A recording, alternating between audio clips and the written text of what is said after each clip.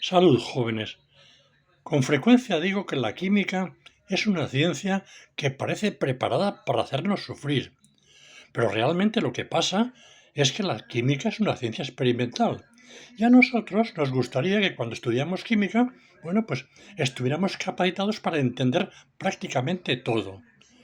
Y claro, resulta que queremos hacer predicciones y con cierta frecuencia nos pueden fallar. Pues como decía, ciertamente la química es una ciencia experimental, pero además habría que añadir que es que la gente sabemos poco y encima no sabemos explicarlo bien.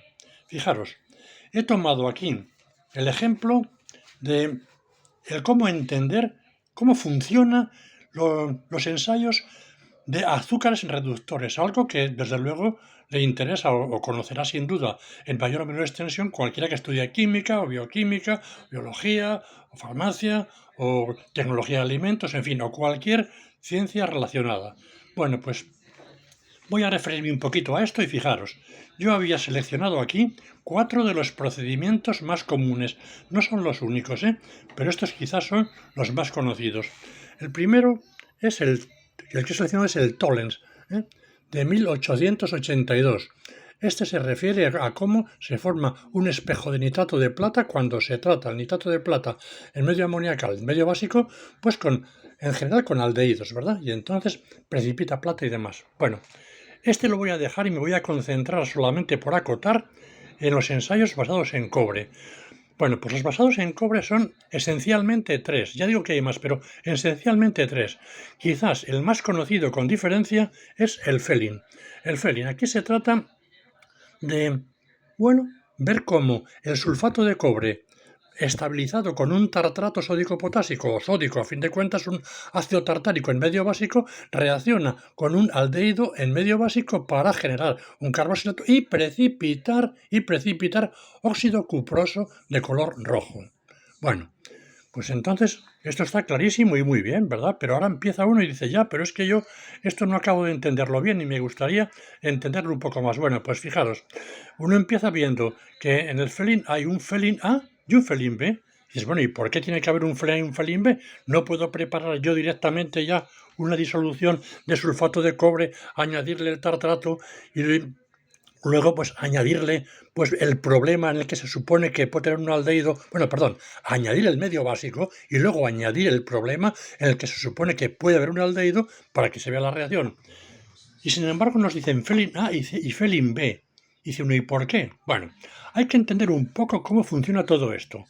De entrada, el por qué se usa un tartrato con el sulfato de cobre. Bueno, se usa un tartrato porque se va a añadir una base, un hidróxido.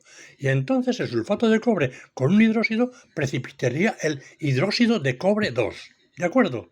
Bueno, pues es que eso no lo queremos. Lo que queremos es que permanezca en disolución el cobre 2. ¿Y eso cómo se consigue? Evitando que precipite el hidróxido. ¿Y cómo?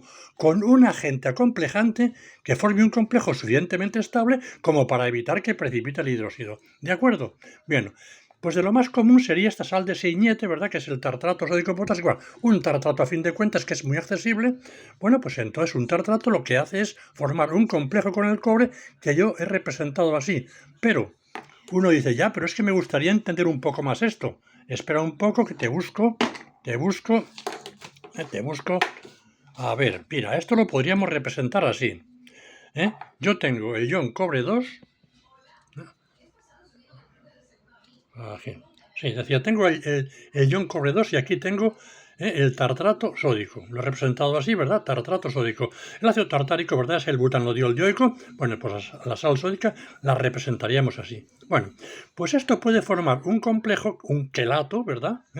Uniéndose al cobre 2 por este oxígeno del grupo carboxilato y por este OH, alcohol, del vecino. Y decir, ¿por qué este y no otros? Hombre, en principio podría por otros. No es tan fácil, porque a fin de cuentas, si quisiéramos que entrara en juego esto, se formaría un anillo, en vez de 5 eslabones, ¿de cuántos? Pues de 7 eslabones y esos no van bien. Y si quiero que sea este grupo carboxilato del extremo, pues mucho peor porque se formaría un anillo todavía de más eslabones. Así que lo representamos así, que es lógico. Bueno, pues en disolución puede haber muchas especies, pero quizás una de las más sencillas sería esta.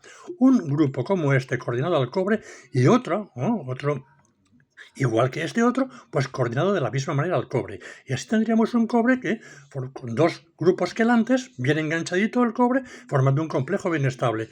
Y dice uno, es que no me gusta porque el cobre, ¿por qué el cobre me lo pones así? Hombre, te lo pongo así porque es que el cobre, aunque efectivamente tenga tendencia a ser 6 coordinado y tenga una posición quinta por encima, otra por debajo, ¿verdad? En la que se pega algo, bueno, pues si se pega agua, pues entonces no pasa nada. Pero también se puede pegar un rabo de estos del vecino por aquí dando la vuelta. Bueno, pues se puede pegar. Pero fijaros, eso es poco importante porque a fin de cuentas, como bien sabemos o podríamos saber, el cobre más 2, ¿qué pasa? Pues tiene un efecto John Teller muy importante, de manera que esa quinta y sexta posición de coordinación pues quedan en general un poco más alejadas. Hay una elongación, ¿verdad? Habitualmente. De manera que es también bastante común representarlo así. Bueno, parece que vamos avanzando algo. Pero sigamos un poquito más. Y ahora dice uno ya, pero si yo tenía entonces el cobre formando un complejo con el tartrato, ¿por qué cuando se produce la reducción con un aldehído, pues entonces precipita el óxido de cobre 2, pero bueno, ¿a santo de quién entonces el cobre, perdón, de cobre 1, de cobre 1, óxido cuproso? Bueno, dice uno, bueno, si el cobre 2 estaba coordinado y estaba ahí en disolución, ¿por qué el cobre 1 no sigue en disolución? Bueno, pues aquí habría que entender un poco más el cómo son estas cosas, ¿verdad? Porque el cobre 1 es un D10, este era un D9, bueno, resulta que este forma, diríamos algo así como complejos estables con ligandos que sean duros como este, pero resulta que el cobre 1 no, forma más bien complejos con ligandos blandos y no forma complejos estables con el tartrato. Y entonces, ¿qué es lo que ocurre? Pues que se precipitaría el hidróxido de cobre. Fijaros, precipitaría el hidróxido de cobre, que sería un CuOH. Pero este CuOH resulta que es muy inestable, se deshidrata inmediatamente y entonces conduce a, perdiendo agua, dejar el óxido de cobre 1. Bueno, parece que ya vamos entendiendo algo porque esto pues, es bien conocido. Bueno, y ya un pasito más. ¿Realmente esto me sirve a mí para saber si hay aldehídos en el sistema, o sea, si hay azúcares reductores que llevan la función aldehído? ¿Verdad? Y entonces dice uno, bueno, vamos a ver, ¿esto qué es? Esto es una reducción por parte de un aldehído de una sal de cobre 2, en medio básico. Entonces, no es obligatorio que tenga que ser un aldehído. Cualquier cosa que pueda reducir al cobre 2 en medio básico, pues entonces funcionará igual y podría ser confundido con un aldehído. Yo os pongo el caso más sencillo, diríamos, y familiar, y además relacionado con los azúcares, que es el de la vitamina C. La vitamina C es el ácido ascórbico, que el ácido ascórbico no tiene más que el nombre, es a fin de cuentas un alcohol, pero muy especial, muy reactivo y muy buen reductor. ¿Y ese qué es lo que hace? Pues comportarse igual o mejor que un aldehído. O sea, que yo puedo tener un aldehído, en vez de un aldehído, vitamina C, y entonces me diría, oye, que tienes un aldehído. Pues no, tengo vitamina C, o sea, me podría engañar, ¿de acuerdo? Pero es que dices ya, y otras cosas, digo, pues claro, muchísimas cosas. Y si tuviera, por ejemplo, una sal de hidracina o similar, pues claro, también puede reducir al cobre 2 y por consiguiente también me podría engañar. O sea, hay que conocer las limitaciones. Y dice uno ya, pero sigo sin entender por qué resulta que hay que utilizar un felín A y un felín B. Es decir, por una parte tener el sulfato de cobre y por otra parte el otro felín, que es el tartrato en medio básico. ¿Por qué no se coloca todo junto? Bueno, pues muy sencillo, porque resulta que esa mezcla, bueno, pues no es muy estable. Y uno dice, pero vamos a ver, entonces, ¿cómo de repente sí que va a ser estable y al cabo de una semana o de 15 días, si lo tengo bien tapado, ¿verdad? Pues no es estable. Bueno, pues lo que se ha observado es que eso se degrada lentamente como tantísimas otras cosas. Y las degradaciones con frecuencia van por vía oxidativa. ¿Se conoce bien la forma de degradarse? Bueno, pues que yo sepa, no, por lo menos que me convenza a mí, no está bien explicada. Porque uno diría, bueno, es que esto lo dejo bien cerradito, en ausencia de aire, no veo qué es lo que le puede pasar. Y en ausencia de luz, y no veo qué es lo que le puede pasar. Bueno, lo que sí que se observa es que experimentalmente esto se degrada lentamente y por eso hay que andar con el felín A y con el felín B. Bueno, pues como esto no deja de ser una molestia, no es nada raro que entre 1849 bueno, aparece en 1909 un procedimiento similar, que es el procedimiento de Benedict, el método de Benedict. Es prácticamente lo mismo, con la diferencia de que el sistema ahora es más estable, se usa un citrato de sodio. Fijaros que este ácido cítrico lleva 3 grupos carboxílicos, podéis buscar la fórmula donde queráis. Bueno, pues forma complejos que son más estables con el sulfato de cobre y que no se degradan fácilmente en medio básico. Por consiguiente, no hay que andar con el A y el B. Se puede colocar todo junto, y diríamos que representa una ventaja clara con respecto al Flin en este sentido. Y para terminar os diré que a mí también me hacen sufrir cosas. Por ejemplo, fijaros, entre el Felin y el Benedict aparece el procedimiento de Barfoot.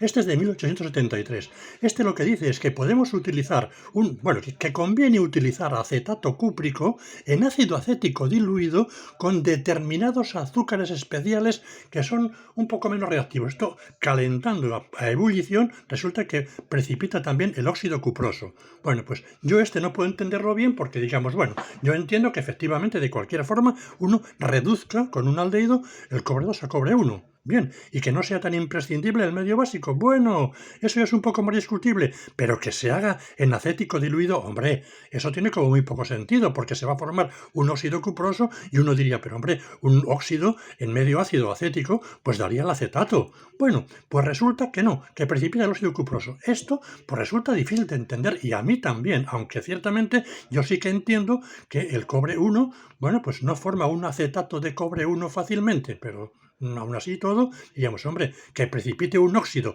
en medio básico, en fin, me parece un tanto especial. Bueno, sin embargo ocurre, y esta es la historia. O sea, que no todo es fácil de entender, y al final de cuentas resulta que uno dice, pues tengo que probar a ver si esto funciona o no funciona, aunque me parezca que no debería de funcionar, y funciona. Bueno, pues hay muchos ejemplos de este tipo en la química. Jóvenes, lamento haberos dado tanto la paliza, pero venga, hasta la próxima.